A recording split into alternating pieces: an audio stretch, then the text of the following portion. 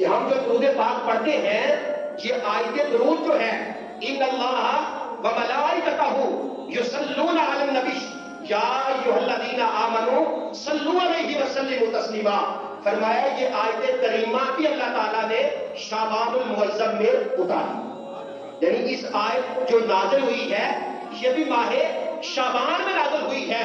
تو علماء اکرام فرماتے ہیں کہ جہاں پہ باقی نیکیاں کرنے کا اس مہینے میں حکم عطا فرمایا گیا ہے، اسی مہینے میں اس بات کا بھی حکم ہے کہ نبی پاک صلی اللہ علیہ وسلم کی ذات بابرکات پہ زیادہ سے زیادہ درود و سلام پڑھا جائے۔ میرے بھائیوں، درود و سلام ایک ایسی عبادت ہے بندہ جس حال میں بھی کرتا ہے یہ اللہ اور اللہ کے محبوب کی بارگاہ میں قبول ہی قبول ہے، یہ کبھی رد نہیں ہوتی۔ ایسی عبادت ہے کہ اللہ کے نبی صلی اللہ علیہ وسلم نے فرمایا کہ جو بندہ میری ذات پہ ایک مرتبہ درود پڑھتا ہے اللہ تعالیٰ اس پہ 10 رحمتوں کا نزول فرماتا ہے۔ سبحان اللہ، بے بات نہیں، اللہ اس پہ 10 رحمتوں کا نزول فرماتا ہے۔ میرے آقا نے فرمایا درود ایک مرتبہ پڑھتا ہے اللہ اس بندے کے 10 گناہوں کو بھی معاف فرما دیتا ہے، فرمایا اللہ تعالیٰ اس کے 10 درجات کو بھی بلند فرما دیتا ہے۔ اور درود پاک ایک ایسی عبادت ہے کہ فرمایا درود پڑھنے سے ثواب ملتا ہے، سلام کہنے سے جواب ملتا ہے، سلام کہنے سے جواب ملتا ہے۔ میرے بھائیو، اس ماہ مکرم کی تو ویسے بڑی فضیلت ہے، لیکن فرمایا اگر کوئی محبت سے نبی کریم صلی اللہ علیہ وسلم پہ درود و سلام پڑھتا ہے تو میرے آقا نے فرمایا میں خود اپنے کانوں سے اس درود پاک کو سماعت فرماتا ہوں۔ یہ ویسے جمعہ مبارک یوم مشہود ہے، یوم مشہود کہتے ہیں کہ اگر گواہی دیا گیا دن ہے، اگر کوئی درود و سلام پڑھتا ہے تو فرمایا نبی پاک صلی اللہ علیہ وسلم اسے خود سماعت فرماتے ہیں۔ اب یہ حدیث سے بات میں آتا ہے کہ آقا علیہ الصلوۃ والسلام نے فرمایا اگر کوئی میرا امتی مجھ پر شب جمعہ اور جمعہ کے دن یعنی جمعہ رات کو اور جمعے کے دن مجھ پر درود و سلام پڑھتا ہے تو آقا علیہ الصلوۃ والسلام فرماتے ہیں وہ مجھ پر پیش کیا جاتا ہے، میں درود پاک بھیجنے والوں کو بھی جانتا ہوں، ان کے آباء و اجداد کو بھی میں جانتا ہوں۔ یعنی یہ ایک امتی کے لیے کیا اس سے بڑی بات کوئی ہو سکتی ہے کہ وہ درود اپنے آقا پہ پڑھتا ہے، آقا ہمیں بھی جانتے ہیں، ہمارے آباء و اجداد کو بھی جانتے ہیں۔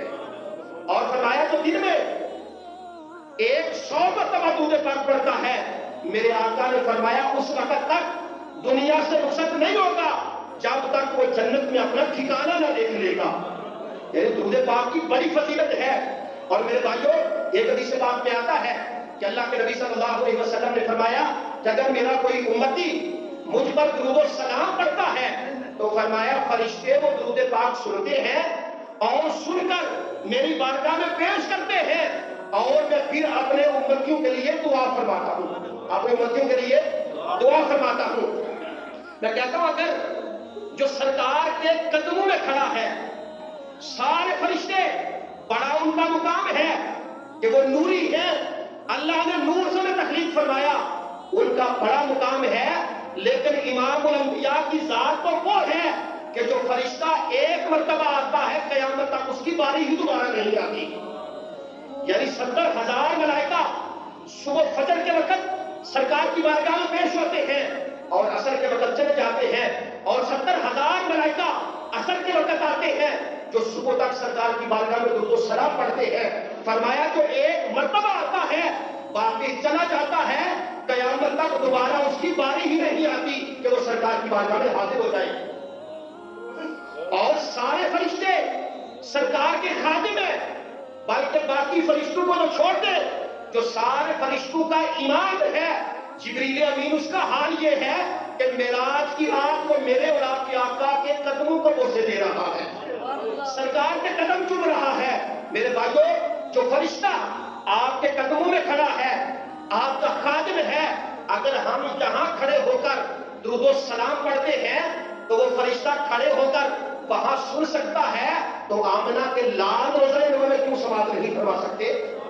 اگر آپ کا خادم اور نوکر سن سکتا ہے تو آقا کی سماعت کا کیا عالم ہوگا، وہ کیوں سماعت نہیں کر سکتے؟ میرے بھائیو، اس مہینے میں زیادہ سے زیادہ درود و سلام پڑھو، اپنے گناہوں کی توبہ کرو، اور آقا علیہ السلام والسلام کا قرب اختیار کرو۔ میرے بھائیوں، میرے اور آپ کیا کام ہونا؟ درود پاک کی اتنی فضیلت کہ میرے آقا نے فرمایا کہ جو بندہ دنیا کے اندر رہتے ہوئے جتنا کثرت کے ساتھ میری ذات پہ درود و سلام پڑھے گا، کل قیامت کے دن اتنا ہی زیادہ میرے قریب ہوگا۔ اور فرمایا جو مجھ پر درود و سلام پڑھنا بھول گیا، میرے آقا نے فرمایا وہ جنت کا رستہ بھول گیا۔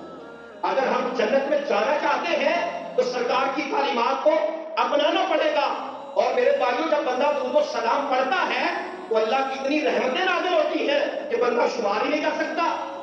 ایک دن میرے اور آپ کے آقا مولا تشریف فرما تھے، جناب جبریل امین علیہ السلام حاضر خدمت ہوئے، سلام پیش کیا، سرکار کی بارگاہ میں بیٹھ گئے۔ میرے آقا نے فرمایا جبریل کیسے آگاہ ہوا؟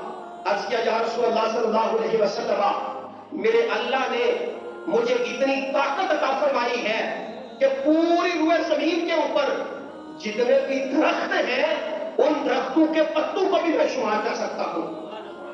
پوری زمین کے اوپر ریت کے جتنے ذرات ہیں ان ذرات کو میں گن سکتا ہوں۔ یا رسول اللہ، جتنا بھی روئے زمین میں پانی ہے اس پانی کے قطرات کو میں شمار کر سکتا ہوں۔ یا رسول اللہ، اس پانی کے اندر جتنی بھی مچھلیاں ہیں اگر میں انہیں بھی گننا چاہوں تو گن سکتا ہوں۔ یا رسول اللہ، جب آپ کا کوئی امتی آپ کا درود و سلام پڑھتا ہے تو میرا رب اتنی رحمتیں نازل فرماتا ہے کہ میں شمار ہی نہیں کر سکتا۔ یعنی میرے بھائیوں، یہ درود و سلام اتنی عظمت والا وظیفہ ہے، اتنی برکت والا وظیفہ ہے کہ ساری عبادات میں جو نفلی عبادتیں ہیں، فرمایا درود پاک سب سے افضل اور سب سے اعلیٰ عبادتیں ہیں۔